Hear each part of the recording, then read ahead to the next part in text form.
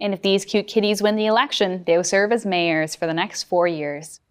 Well, they definitely have my vote. This just in, we have Emily with President Ron McCurley with some breaking news about Mohawk College offers. Thanks. I'm here on location in the Joyce Center for Partnership and Innovation with a special guest, the president of Mohawk College, Ron McCurley. President McCurley, thank you for joining me today. I understand you have some important news to share with future Mohawk College students. Well, thanks, Emily. We do have some important news. I'd like applicants to know that your offer package could be arriving now any day. Our team has been hard at work processing applications, and if you haven't received your offer yet, please be patient, but this could be you very soon.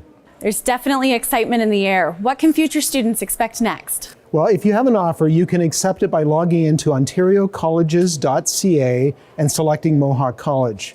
Now, if you're still deciding, that's okay. This is a pretty big decision. Take your time, ask some questions, and please be sure to join us at one of our open house events that are going to be held at all 3 of our campuses. Thank you for joining me today for this special update, and see you on campus soon. Now back to the Ignite News studios. Thank you, Emily. Hope to see you at the open house.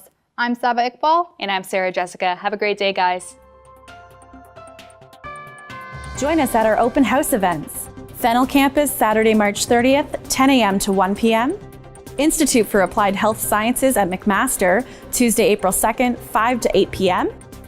And Stony Creek Campus for Skilled Trades, Thursday, April 4th, 5 to 8 p.m.